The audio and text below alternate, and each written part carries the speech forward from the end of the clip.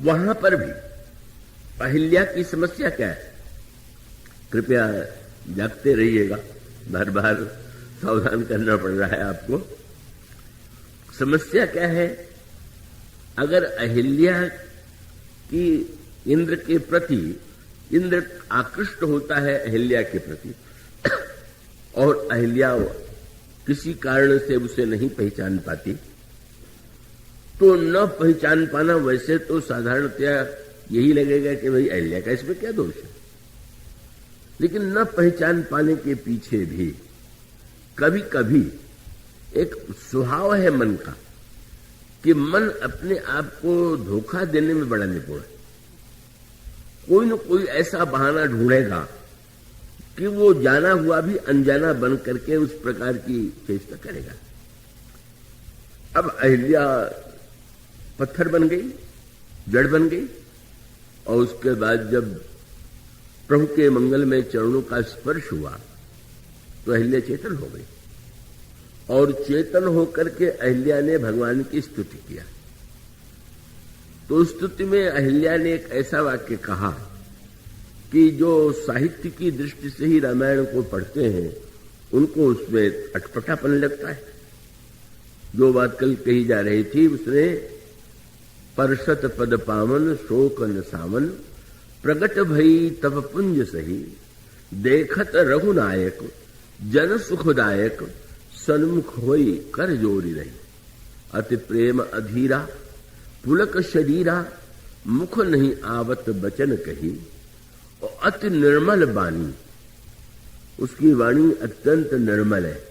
और अस्तुति ठानी, जब उससे स्तुति किया तो भगवान की स्तुति में पाक के कहा कि ज्ञान गम्य जय रघुराजी, हे ज्ञान गम्य आप प्रभु जो हैं, मैं आपकी वंदना करता हूं। और उसके साथ साथ अगले वाक्य में अहिल्या ने कह दिया कि रावण रिपु जन सुखदाई, आप रावण के शत्रु हैं और भक्तों को सुख देने वाले हैं। तो जो साहित्य की दृष्टि से रामायण पढ़ते हैं, पंडित रामनरेश त्रिपाठी बड़े योग्य साहित्यकार थे, उन्होंने तुलसीदास जी की प्रशंसा में रचना की है, पर वो एक नियम है कि आलोचना में कुछ न कुछ दोष भी तो बताना चाहिए, नहीं तो लगता है कि तो केवल गुण ही गुण गा दिया गया, उसमें आलोचना की सम्यक दृष्टि नहीं। तो उन्होंने दोषों में इसका उदाहरण दिया कि अहिल्या भगवान राम के लिए स्तुति के लिए अगर कहे कि हे दशरथ पुत्र आप ऐसे हैं, या कौशल्या पुत्र आप ऐसे हैं, या अयोध्या के सुख देने वाले आप ऐसे हैं, तो ठीक है। पर अभी तो रावण से भगवान राम की कोई शत्रुता भी नहीं, अभी भगवान राम से रावण का युद्ध भी नहीं हुआ, और अहिल्या अभी से भगवान की स्तुति रावण रिपु करके कहे तो इस साहित्यिक दृष्टि से दोष।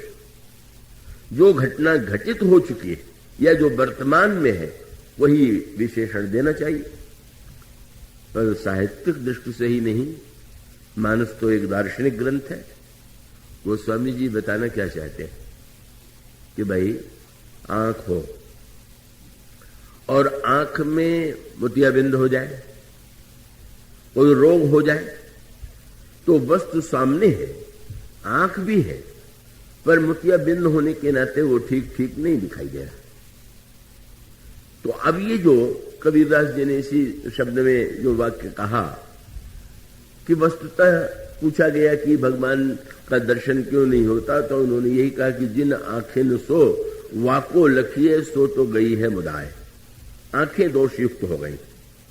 वो संकेत बड़ा सुंदर आता है कि जो भक्त प्रभु जब वहां धनुष यज्ञ में जो राजा पधारे हुए थे, तो उसमें जो बड़े स्वार्थी और कुटिल राजा थे उन्होंने धनुष तोड़ने का प्रयास किया, लेकिन कुछ ऐसे भी भले व्यक्ति थे, अच्छे राजा, कि उन्होंने प्रयास नहीं किया।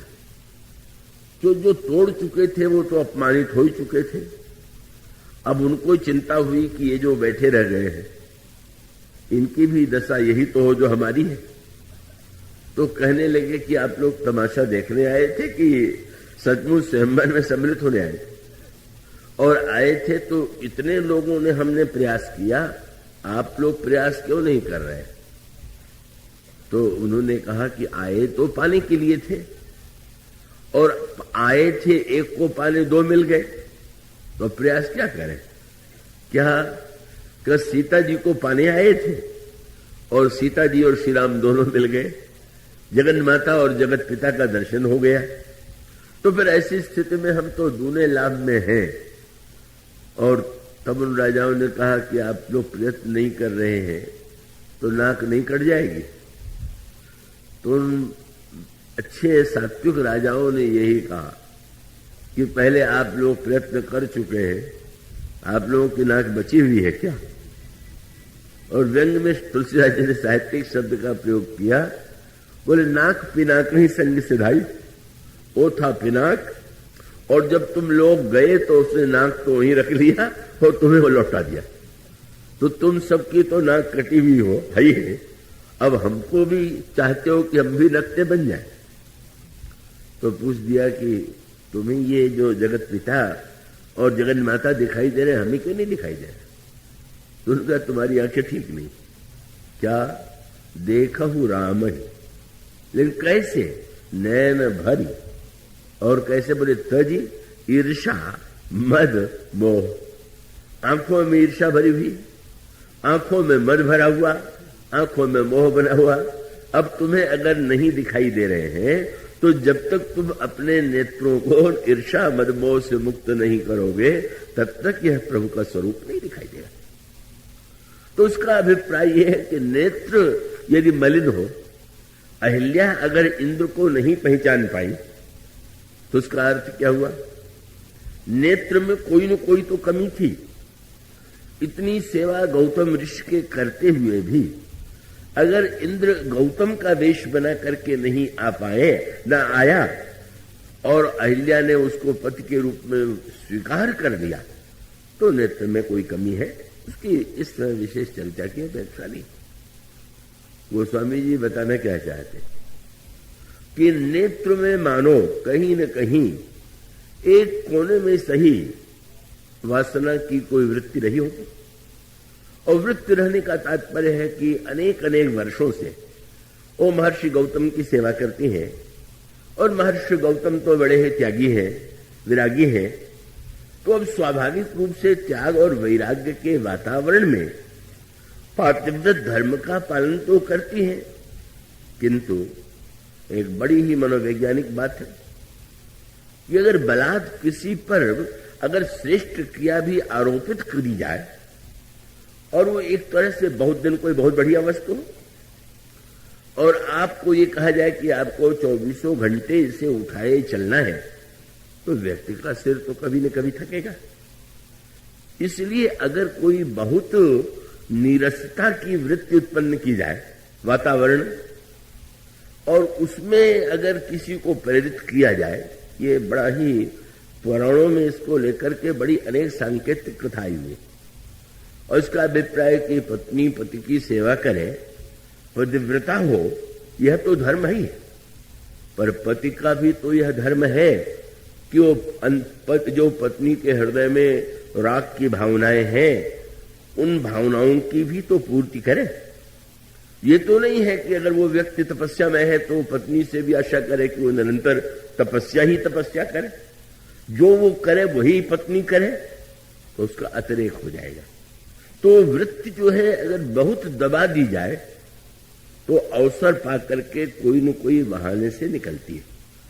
इसलिए रामायण में इस पर बहुत सुंदर ढंग से बात कही गई, और इसीलिए ऐसे वर्णन आता है कि जिसमें वो प्रसिद्ध कथा आती है कि जिसमें अपनी पत्नी की इच्छा को पूर्ण करने के लिए च्यवन ऋषि ने युवावस्था प्राप्त किया। ये इन कथाओं में और अनेक महापुरुषों के विषय में आता है। उसका अभिप्राय है कि उन्होंने ये माना कि हमें भले ही अपेक्षा न हो, लेकिन पत्नी के जीवन में अगर कोई पुत्र की आकांक्षा है या कोई आकांक्षा है तो उसको पूरा करना भी तो हमारा कर्तव्य है।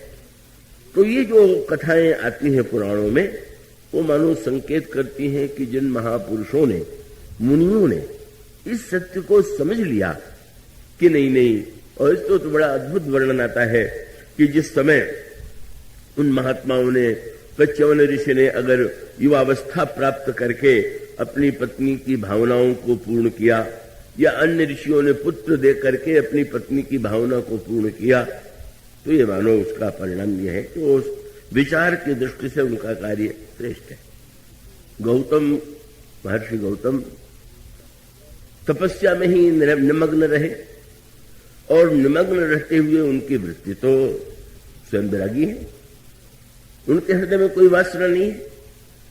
अब अहिल्या ने नहीं पहचाना, उसके पीछे मानो यही मानसिक एक संकेत है कि वो जो एक मन में कोई वृत्ति रही होगी, वह वृत्ति ही मानो इस रूप में ऐसी स्थिति उत्पन्न हो गई कि जो आंख में जैसे कोई अगर कोई विकार आ जाए, कोई वस्तु आ जाए, तो हम वस्तु को ठीक ठीक ना पहचान पावे। रंग चढ़ जाए, रंगीन चश्मा लगा लीजिए, वो नहीं पहचान पाए।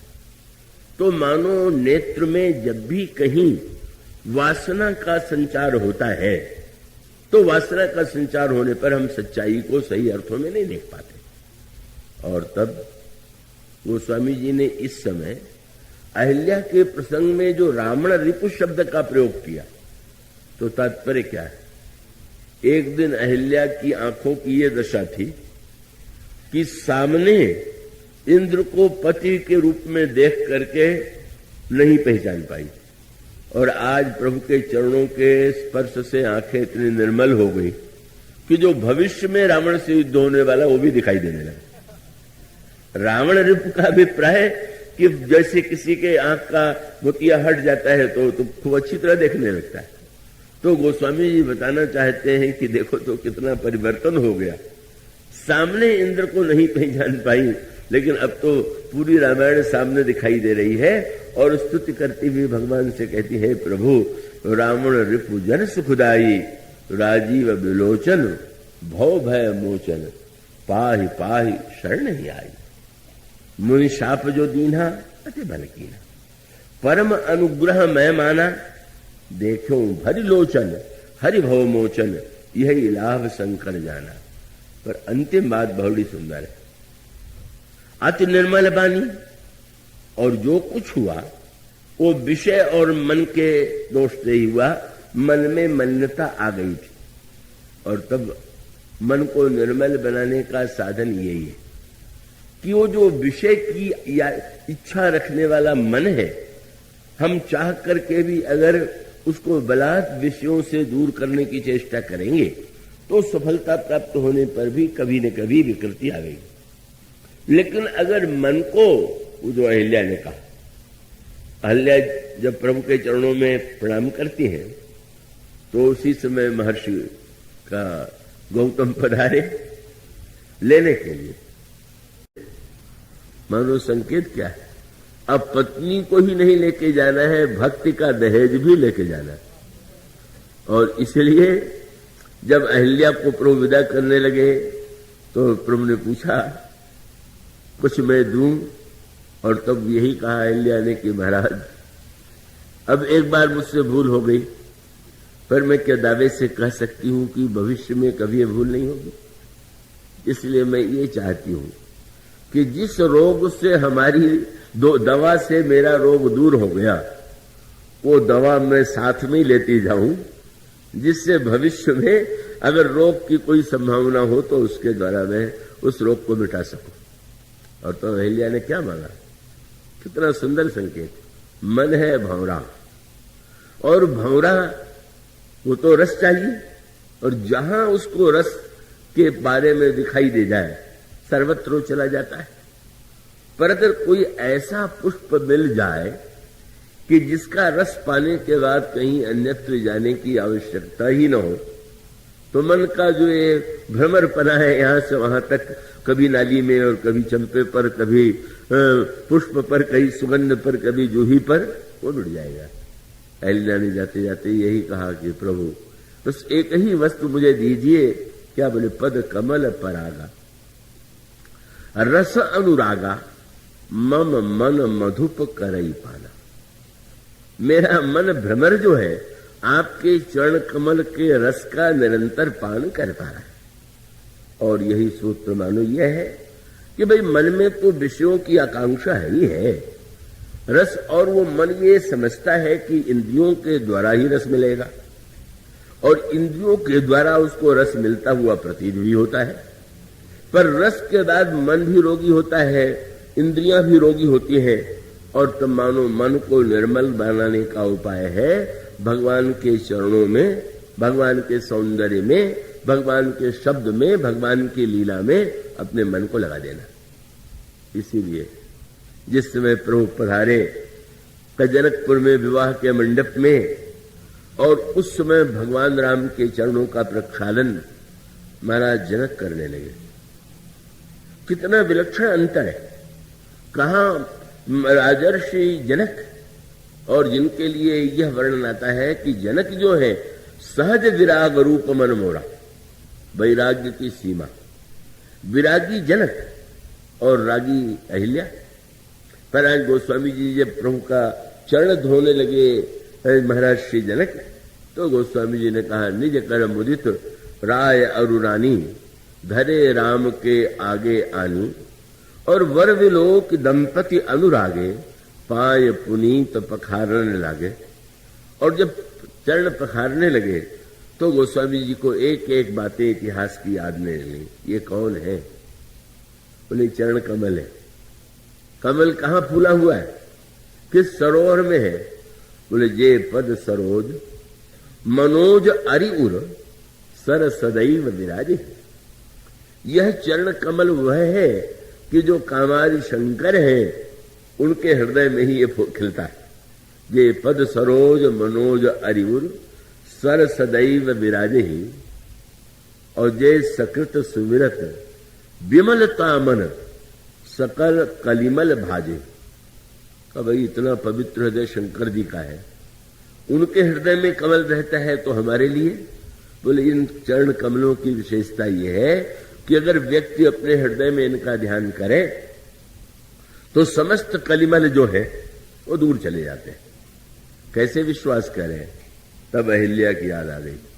तुरंत गोस्वामी जी ने कहा, जो जय परसी मुनि बनिता लही गति, रही जो पातकमयी, और मकरंद जिनको शंभुसिर सुचिता अवधि सुर वर्णई। और कौन लोग मडरा रहे हैं? कौन से भौरे? कर मधुप मन मुनि जोगी जन, जे से अभिमत गति लहे, ते पद पखारत भाग्य भाजन, जनक जय जय सब कहे। प्रभु के मंगल में श्री चरणों के प्रक्षालन में गोस्वामी जी कहते हैं कि जब हम अनुराग भरे हृदय से प्रभु के चरण कमलों का स्मरण करते हैं, अनुराग जल से उसको पखारते हैं, तो हमारे मन का मल दूर हो जाता है। मन को निर्मल बनाना है तो इंद्रियों को विषय दीजिए, और इंद्रियों को विषय देने का उपाय यही है कि भगवान की ओर ले जाइए। भगवान में तो सभी रूप रस रंग ऐसा अनोखा है कि उसमें उसको पा लेने के बाद अन्यत्र भटकने की आवश्यकता नहीं। ये है मन को निर्मल बनाना।